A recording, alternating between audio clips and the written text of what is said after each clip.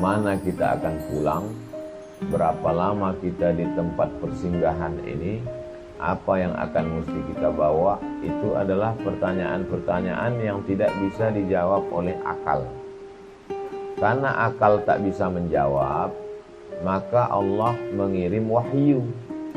Wahyu itu tidak bisa diterima semua orang. Maka Allah mengirim beberapa orang yang khusus menerima wahyu itu. Orang yang menerima wahyu itu membawa kabar. Kabar itu namanya naba. Orang yang menerima kabar itu namanya nabi. Asal katanya naba. Maka ada surat An-Naba. Amma yatasaalun anin naba. Anin naba'il azim. Orang yang membawa naba itu adalah nabi. Kalau menurut akal, kita ini hanya yang nampak ini saja, yang terdiri dari kuku, bulu, darah, tulang, daging, hanya zahir. Tapi kata Nabi Muhammad SAW, tidak hanya yang nampak ini aja, tapi ada yang lain, yaitu yang batin, yang tak nampak, itulah dia roh. Tapi Nabi tak terlalu banyak cerita tentang roh. Yas'alunaka 'anir ruh. Mereka bertanya kepadamu tentang roh. Qulir ruhu min amri rabbi. Roh itu urusan Allah. Wa ma utitum minal ilmi illa qalila. Kamu diberitahu tentang roh hanya qalil, sedikit saja. Maka kita tak boleh terlalu banyak bercerita tentang roh. Adapun tentang roh, maka itu urusan Allah Subhanahu wa ta'ala. Tapi kita mesti meyakini bahwa ada namanya roh. Lalu kemudian roh ini dikumpul semua roh, Allah ambil perjanjian. A'udzubillahi minasyaitonirrajim. Wa idz akhadha rabbuka min bani adama min zuhurihim dzurriyyatahum wa asyhadahum ala anfusihim. Ketika berkumpul semua roh dan Allah mengambil persaksian. Apa kata Allah Ta'ala di hadapan roh itu? Alastu bi rabbikum. Bukankah aku ini Rabb kamu? Rabb itu artinya tiga. Mencipta, menjaga, memberi rezeki. Maka ketika kita mengatakan ya Rabb, artinya engkau mencipta aku, engkau menjaga aku, engkau memberi aku rezeki. Tiga inilah yang orang tak tahu. Siapa mencipta dia? Dari mana dia datang? Siapa yang menjaga dia? Apa rezeki yang akan dia terima hari ini? Manusia selalu cemas. Siapa mencipta engkau? Ya Rabb, Allah. Ini dengan segala ketakutan, dengan segala kilat petir menyambar, maka kita katakan, ya Rabb, engkau menjaga aku. Tak tahu kita entah apa rezeki yang kita terima hari ini sampai petang, maka kita katakan, ya Rabb. Maka ketika orang berkata, ya Rabb, dia sedang menenangkan dirinya dengan tiga. Ya Rabb, engkau mencipta aku. Ya Rabb, engkau memelihara aku. Ya Rabb, engkau yang memberi aku rezeki. Makanya Nabi Musa alaihissalam berdoa, Rabbij'alli waziran min ahli. Rabbishrahli sadri. Nabi Musa mengatakan, ya Rabb. Begitu juga dengan Nabi Ibrahim alaihissalam, Rabbi habli minas salih. Karena ketika kita datang rasa cemas, maka mulut mengatakan, ya Rabb. Begitu kita mengatakan, ya Rahman, engkau yang maha penyayang. Ya Rahim, engkau yang maha pengasih. Ya Karim, engkau yang maha dermawan. Ya Aziz, engkau yang maha perkasa. Tapi begitu kita katakan, ya Allah, maka disitulah berkumpul dua sifat. Sifat Jamal, sifat Kamal. Jamal, semua yang indah-indah. Innallaha jamilun yuhibbul jamal. Ya Kamal, semua sempurna. Semua kesempurnaan hanya milik Allah Subhanahu wa ta'ala. Lalu kemudian diambil Allah lah perjanjian dari ruh tadi. Ruh saya, ruh ustadz, ruh abang, ruh kakak, ruh adik. Semua ruh tadi. Dalam dunia ruh kita tak ada tua, tak ada muda. Sama umur kita di ruh. Hanya saja waktu ruh masuk ke dalam jasad dan turun kemari, disitulah tahun kita lain-lain. Saya kebetulan memilih tahun 1977. Adik-adik ada yang muda, bapak-bapak ada yang tua. Itu hanya di alam sini. Di alam roh kita sebaya semuanya, seumur semuanya. Makanya yang tua jangan merasa sedih, yang muda jangan merasa bangga. Anak tahu ada yang tua lalu sedih, saya ini lebih tua. Tenang Pak, di alam ruh kita sebaya.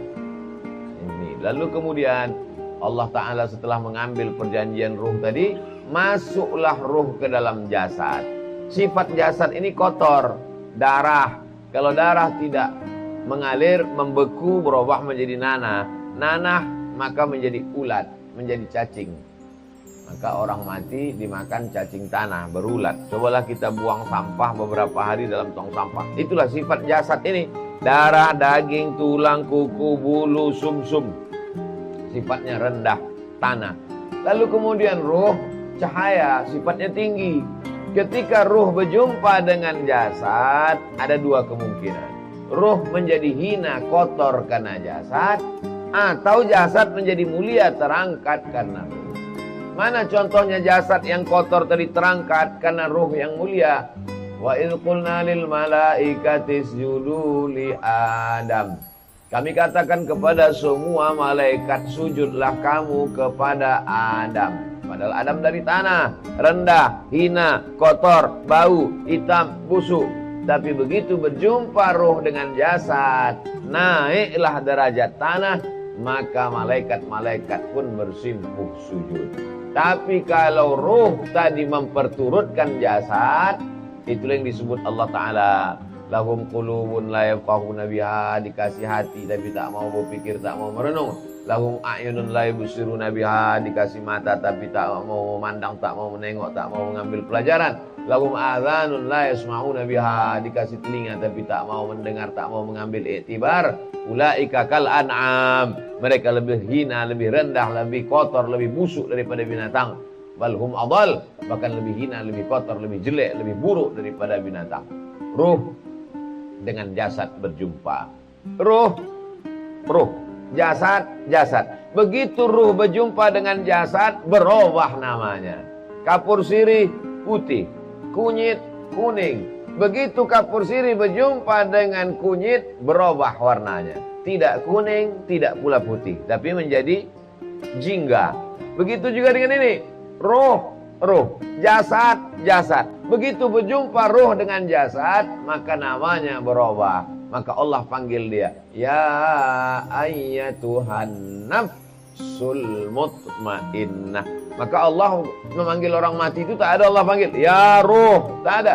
Kembalilah engkau ruh, tidak. Karena ruh ketika sudah berjumpa dengan jasad, berubah, punya nama baru, namanya nafs.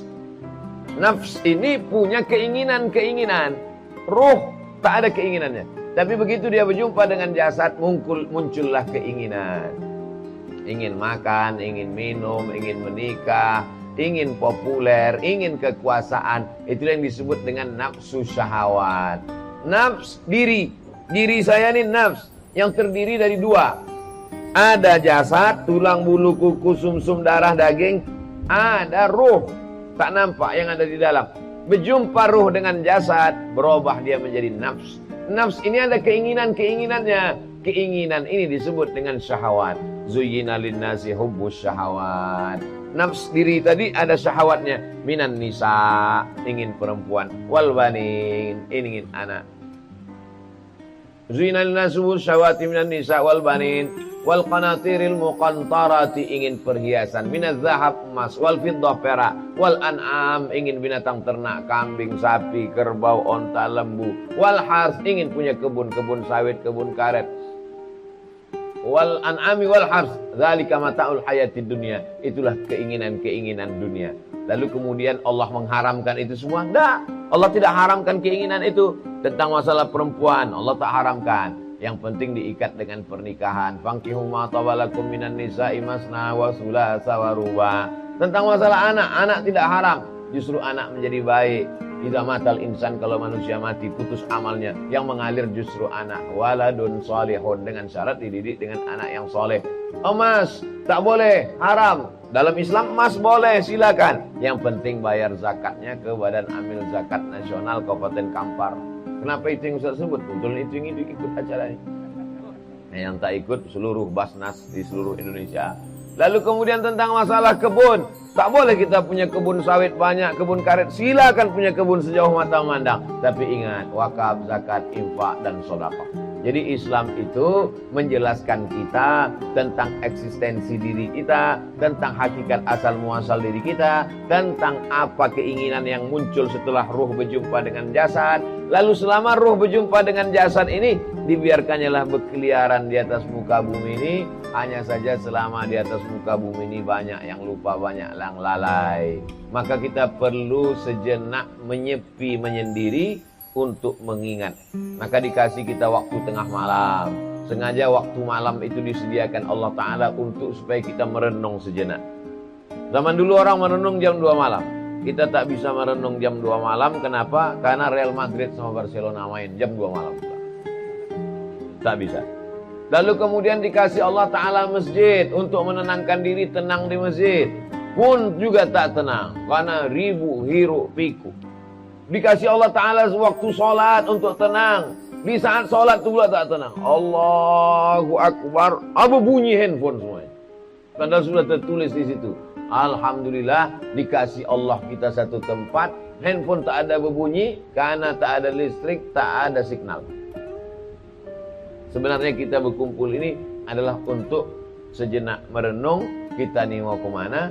Kita ini sedang apa bekal yang akan kita bawa, dan nanti ada masanya ruh ini berpisah dengan jasad. Disitulah dipanggil Allah Subhanahu Wa Taala, ya ayyatuhan nafsul mutmainnah, wahai jiwa yang tenang, irji'i ila rabbiki radiyatan mardiyah, baliklah engkau menghadap Allah dalam keadaan engkau ridha, Allah pun ridha. Fadkhuli fi ibadi, menyatulah engkau dengan hamba-hambaku. Wadkhuli jannati, masuklah engkau ke surga bersama hamba-hambaku, para nabiku, para waliku, para syuhadaku, para orang yang soleh. Mudah-mudahan kita termasuk dalam undangan itu insyaallah. Al-arwah junudun mujannadah. Roh ini macam tentara. Macam mana tentara? Tentara itu berserak tentara. Ada tentara angkatan laut di sana bajunya putih, ada tentara angkatan udara bajunya biru langit, ada tentara TNI angkatan darat bajunya loreng. Tentara berserakan. Wa ma ta'arafa i'talaf. Kalau sifatnya sama, dia akan bersama. Wa ma tanakara minha wa ma tanakara minha ikhtalaf. Tapi kalau dia sifatnya berbeda, dia akan mengasingkan diri. Roh ini macam tentara kata Allah Ta'ala, bercampur-campur. Tapi nanti kalau sifatnya sama, otomatis dia nanti akan mendekat, merapat, menyatu. Tapi kalau sifatnya berbeda, maka otomatis dia akan memisahkan diri. Sekarang nampak, kita ini semuanya profesinya macam-macam. Ada yang ustadz, ada yang guru, ada yang bisnismen, ada yang PNS, ada macam-macam. Tapi karena ruh tadi punya sifat kesamaan, akhirnya dia bisa bersama. Berapa banyak orang satu sekolah, satu pesantren, tapi kemudian tak bisa bersama. Kenapa? Karena sifat-sifat yang memiliki perbedaan. Kira-kira apalah kesamaan kita subuh ini? Pertama, sama-sama hamba Allah. Bukan hamba harta, bukan hamba dunia, bukan hamba kekuasaan. Amin. Yang kedua, sama-sama takut dan cemas cemana balik nanti. Ada kesamaan. Tapi kemudian sama-sama saling menyabarkan. Ada yang satu ketakutan. Wah, ini susah jalannya, ini banyak menyeberang sungai. Datang satu menyabarkan. Itu cuma locah-locah aja. Locah-locah. Saya dengar tadi itu isi-isi di belakang. Tak usah pikirkan semana kita balik. Kita jalani aja. Artinya apa? Artinya apa? Bahwa orang yang ada kesamaan bisa bersama. Kalau kita tengok ada orang di airport, awalnya sendiri-sendiri, tapi kemudian ketika akan duduk, bisa nanti beberapa orang akrab berdua. Cobalah kita duduk di situ. Apa yang membuat mereka bisa akrab? Karena ada kesamaan-kesamaan. Kita yang agak asing, agak ini, coba kita dengar agak-agak nguping sedikit. Apa yang mereka bicarakan? Oh, ada kesamaan. Rupanya mereka sama-sama hobi otomotif.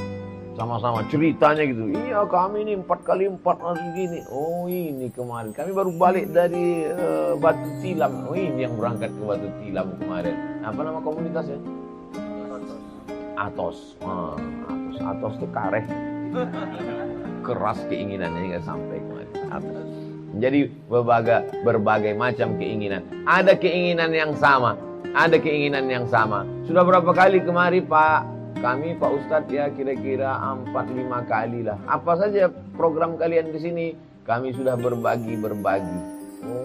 Ternyata dari berbagai macam latar belakang, basic pengetahuan, keluarga, suku, bahasa, tapi ada satu kesamaan, sama-sama ingin berbagi. Mereka tidak ustadz, mereka tidak penceramah yang selalu mengatakan di masjid, bersedekahlah, berwakaflah. Mereka dengan berbagai macam profesi, tapi kesamaan itulah yang membuat kita bertemu di tempat yang dimuliakan Allah Subhanahu wa taala, buminya. Akhirnya kita bersama, sama-sama membawa beras, sama-sama membawa bantuan, sama-sama akhirnya kita bertemu.